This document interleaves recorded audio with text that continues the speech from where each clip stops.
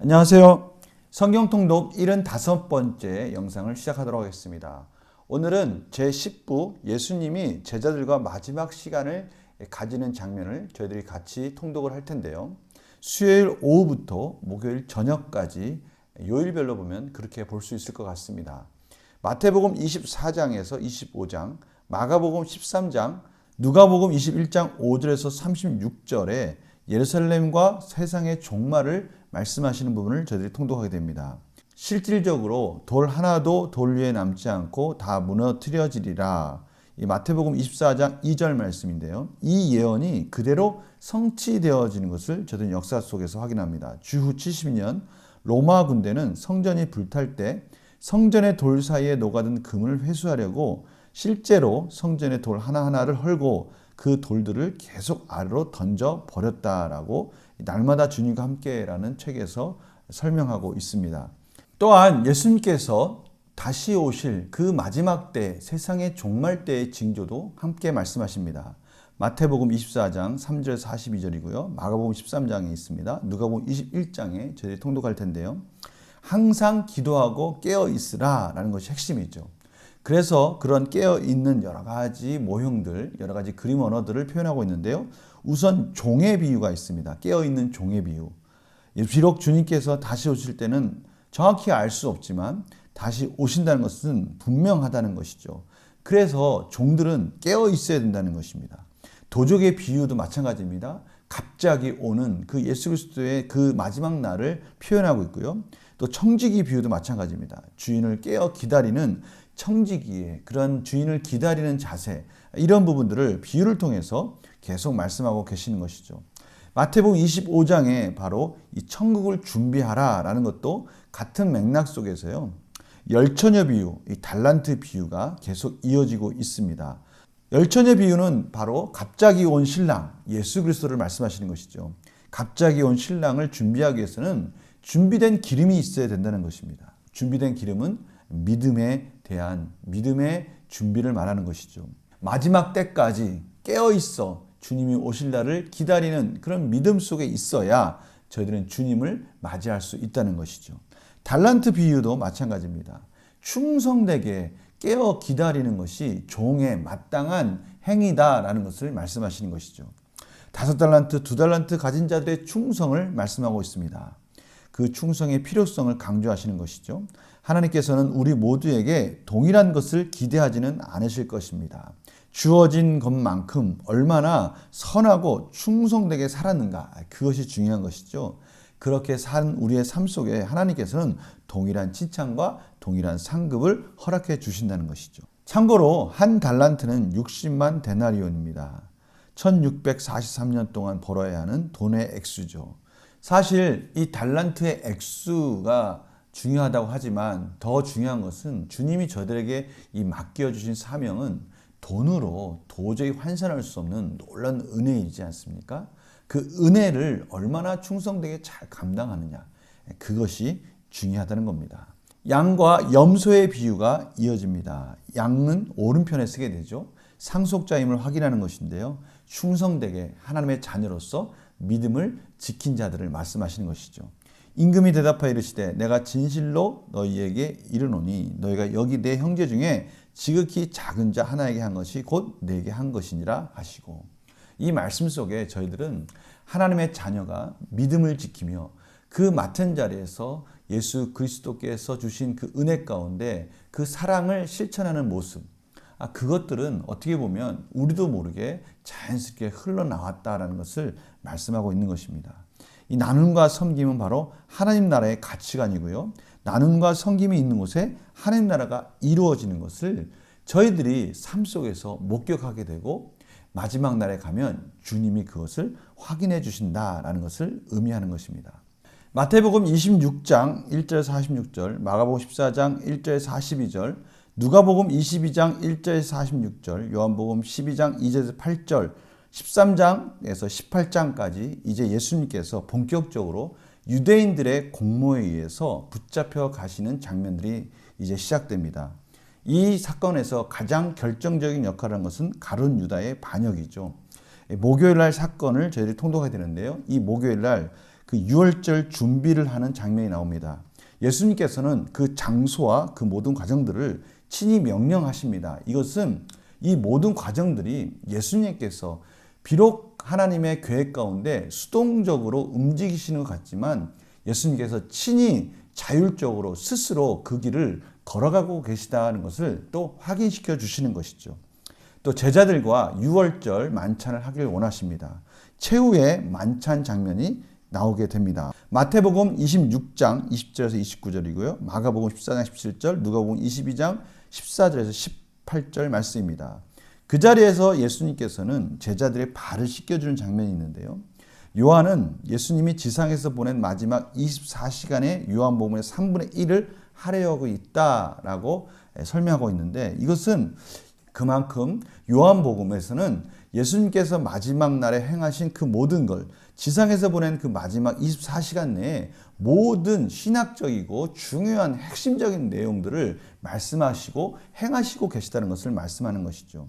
예수님께서는 바로 이 제자들의 발을 씻겨주십니다. 이것이 겸손과 섬김의 본을 보여주시는 것인데요. 이것을 잘 설명한 부분이 있습니다. 성경을 만나다에 보면 나오는 부분인데요. 섬김은 존엄성과 품위를 떨어뜨리는 게 아니라 오히려 진정한 존엄성과 품위가 무엇인지를 보여준다. 다시 말하면 우리들의 존엄성과 품위가 어디서부터 나오느냐 이것이죠. 우리가 누군가에 의해서 섬김을 받고 누군가에 의해서 높임을 받는다. 여기에서 우리의 존엄성과 품위가 나타나는 것이 아니라 저희들은 이미 하나님의 자녀로서의 그 존엄성과 품위가 있다는 것이죠. 기꺼이 그러한 하나님의 은혜와 사랑이 흘러가는 통로로서 섬김의 본을 보여줄 때 그 속에 하나님 나라가 임하는 것이고요. 하나님의 자녀다운 존엄성과 품위가 오히려 드러난다는 것입니다.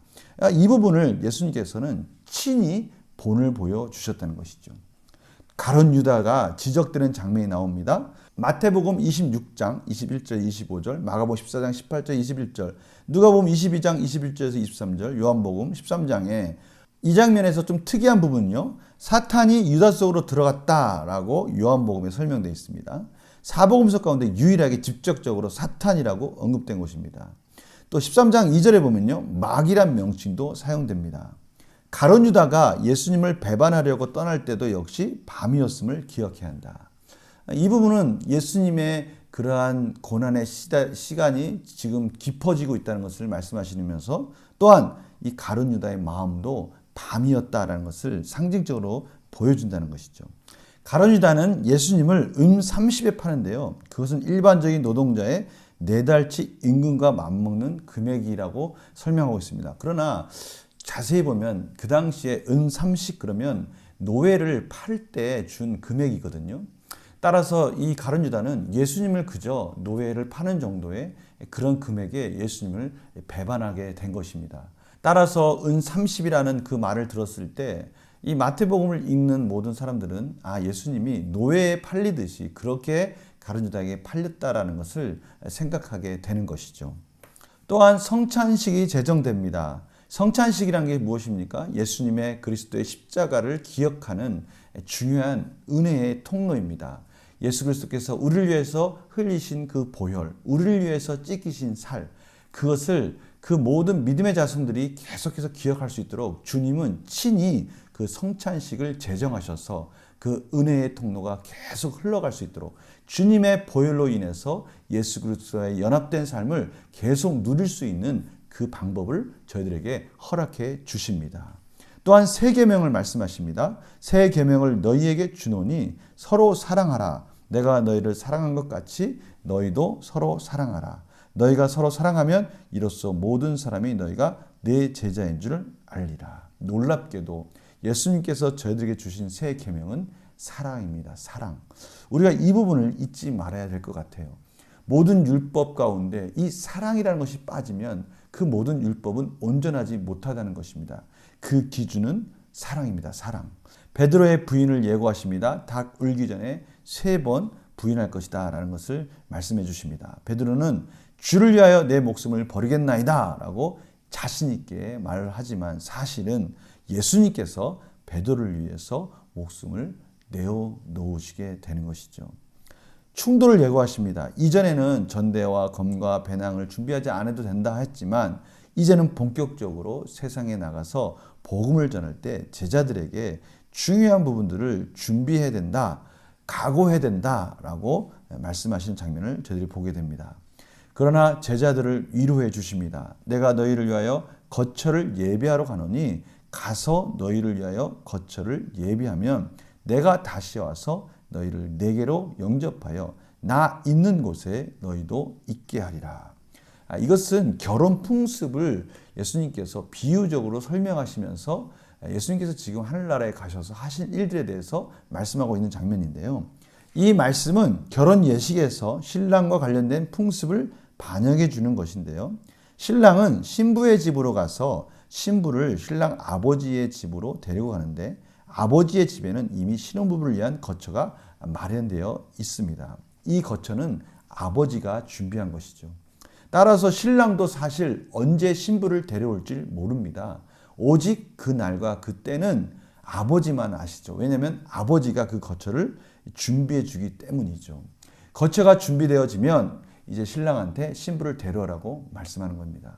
바로 이러한 이유를 통해서 예수님께서는 그날과 그때는 아버지, 하나님 아버지밖에 모른다라고 말씀하신 부분이 바로 이 부분인 것입니다. 또한 참 포도나무 비유를 통해서 제자들에게 나는 포도나무여 너희는 가지라. 그가 내 안에 내가 그 안에 거하면 사람이 열매를 많이 맺나니 나를 떠나서는 너희가 아무것도 할 수 없음이라 라고 말씀하시면서 예수 그리스도 안에 있는 제자들은 마땅히 열매를 맺게 될 것이다 라고 말씀하시죠. 구약에서는 여러 번 포도나무를 하나님의 백성으로 표현하고 있고요. 예수님 바로 그 표현을 그대로 가지고 오셔서 예수 그리스도 안에 있는 제자들, 예수님은 포도나무이시고요. 하나님은 농부이시고 그 가지는 제자들인데요. 마땅히 하나님께서는 예수 그리스도 안에서 그의 자녀들이, 그의 제자들이 열매를 맺어가는 것이 너무나 당연한 것이고 열매를 더 잘 맺도록 인도해 주신다는 것을 이 포도나무의 비유를 통해서 가르쳐주고 계십니다.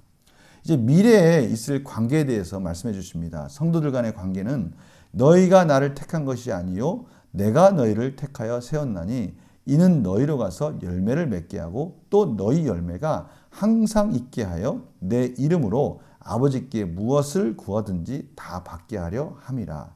내가 이것을 너희에게 명함은 너희로 서로 사랑하게 하려 함이라. 결국 이 모든 열매, 사랑의 열매, 하나님 나라를 위해서 그의 백성들이 풍성히 맺어지는 이 모든 관계들은 하나님께서 택한 백성들을 통해서 하나님께서 이루어 가시겠다라고 말씀하시는 것입니다.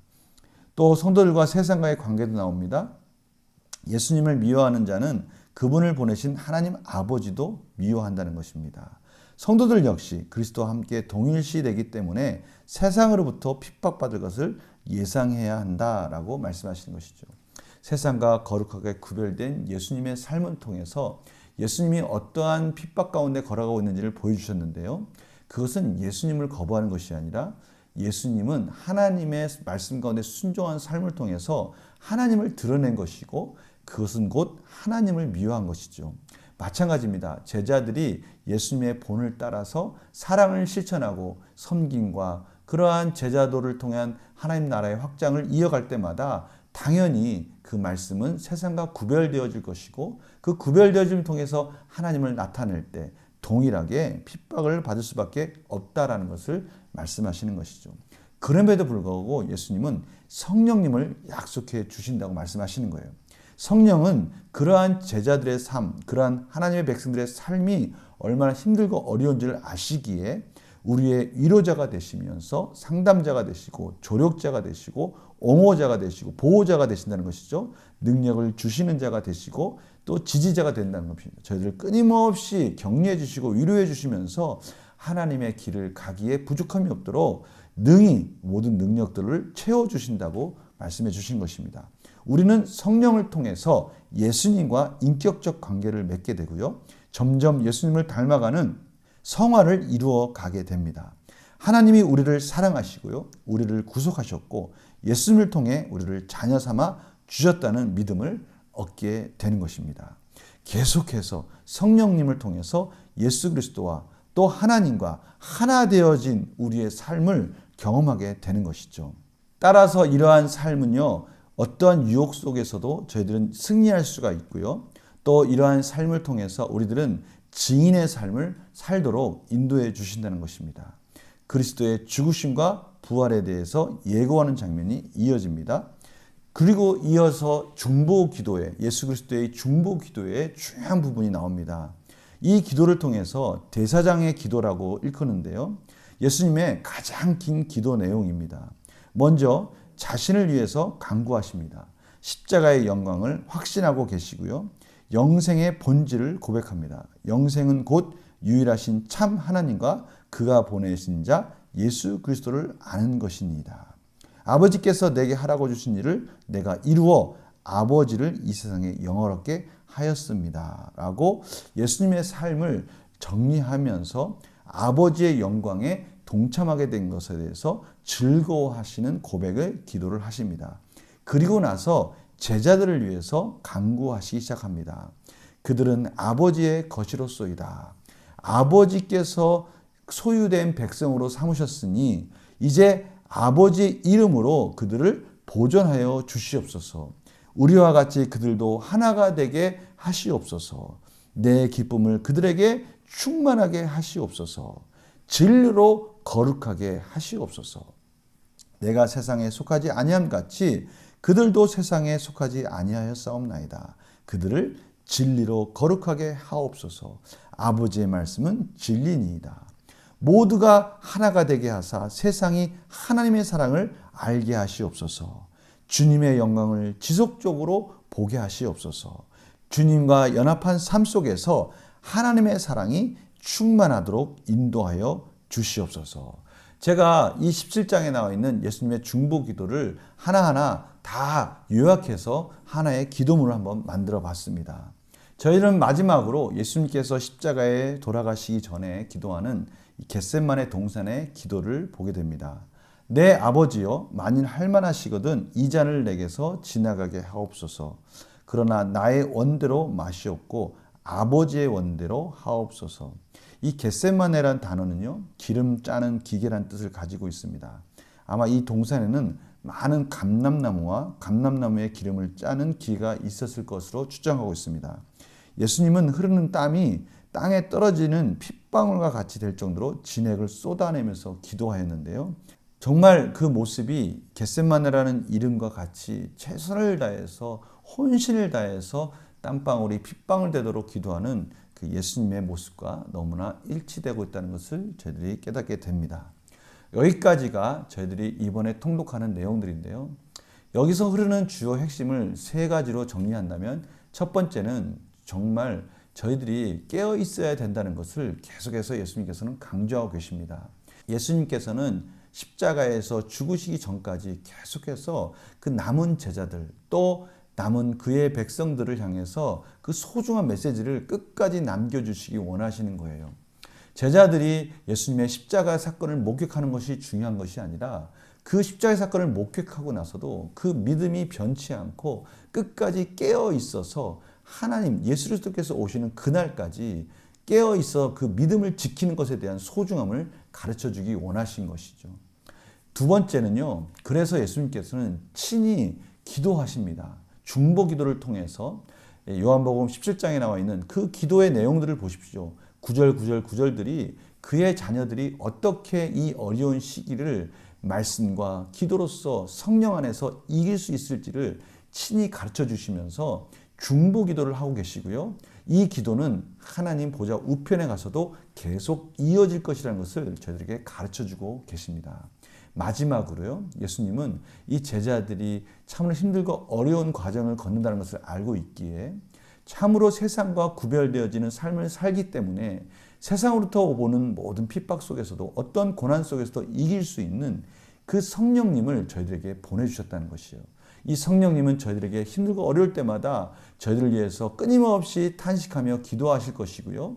저희들이 해야 할 말들을 가르쳐 주실 것이고요. 어떠한 삶 속에서 이 세상을 이길 수 있는지 그 능력과 지혜로서 끊임없이 공급해 주시고 하나님과 예수 그리스도 안에서의 하나됨을 통해서 승리할 수 있도록 저희들을 끝까지 저희들을 책임져 주실 것이라는 것을 주님은 말씀하시면서 참으로 힘들어하고 있는 제자들에게 위로의 그 성령님을 가르쳐 주십니다. 이것은 지금 동일하게 저희들에게도 말씀하시는 하나님의 음성인 것입니다. 저희들은 이 복음서가 마지막 가면 갈수록 사실은 예수님께서 그 고난의 길을 가시면서도 끝까지 제자들을 붙들고 계시는 그 모습이 우리에게 위로와 소망이 되는 것입니다. 그것은 곧 지금 저희들을 하나님께서 예수 그리스도 안에서 끝까지 책임지고 있다는 은혜의 메시지이기도 한 것이죠. 이제는 76번째에 가서 예수님께서 마지막 행적을 가실 때까지도 그 하나님의 사랑이 끊임없이 예수도의 십자가를 통해서 저희들에게 흐르고 있다는 것을 저희들은 확인하게 될 것입니다. 이번 한 주 그 하나님의 마음과 사랑이 풍성히 넘치는 복된 한 주가 되기를 간절히 소망합니다. 목요일쯤에 올라가는 76번째 영상에서 다시 찾아뵙도록 하겠습니다. 안녕히 계세요.